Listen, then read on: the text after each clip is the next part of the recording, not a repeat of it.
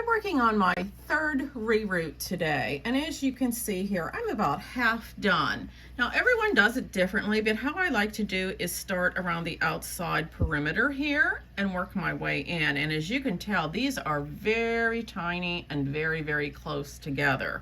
And the holes on the outside edge here do seem to be smaller than these ones that are in closer. And some of the spacing's totally different too. Now this doll actually had bangs and she had a center part, so you can see how that is done here. And if you want to change to a different hairstyle, you can always take and add holes in. I've done that. In fact, these are the first two dolls that I rerooted over here. This is Princess Chloe, and I rooted her with two different colors of the cat silk saran hair. She has a mix of cashmere blonde and limited edition blonde. And this is Formal Funk Jade over here, and I did change her rooting pattern. She had her hair pulled up and she had no bangs. And in my other videos, I do show you how to do that, how to change the patterning. But today is just a really quick video that I'm making for TikTok showing how to reroot a doll, and there's really not very much to it. I'm using the cat silk saran here from restoredoll.com, and you just pull out a tiny section of hair. I have mine laying here and cut. Now the way that it comes from them is all packaged up in this nice little pack here, and I just took it out. It made one snip in it because I want as much length as possible, so I only cut it in one little place. And that gives me this full long piece here. Probably the biggest and easiest mistake that most people make is that they use too much hair. So you just want to use this tiny little bit, and I'm going to use my magnifier here that's lit in order to do this. Okay, so I'm going to pinch and wrap that around my finger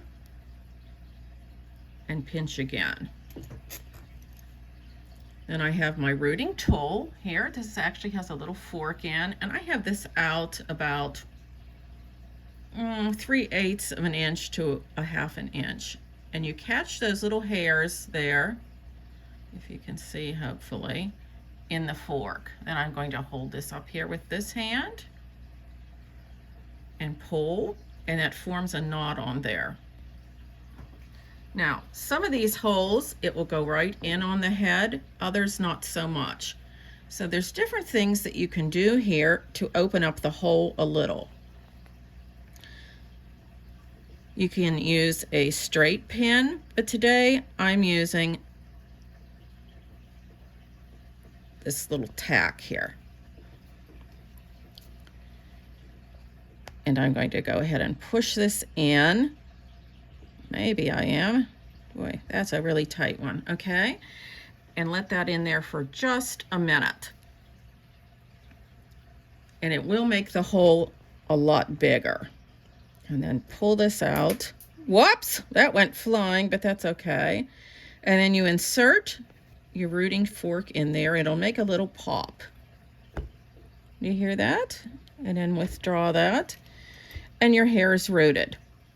Now, how you can tell if you have too much hair in there, for one thing, is it will not fit in your rooting fork. So if it won't fit in the fork, you have too much hair.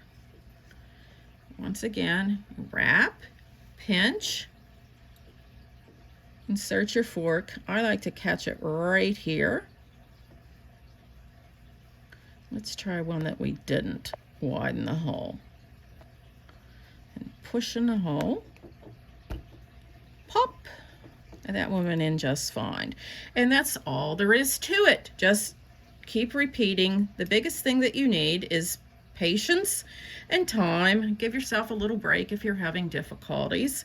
And that's how easy it is to reroot a head.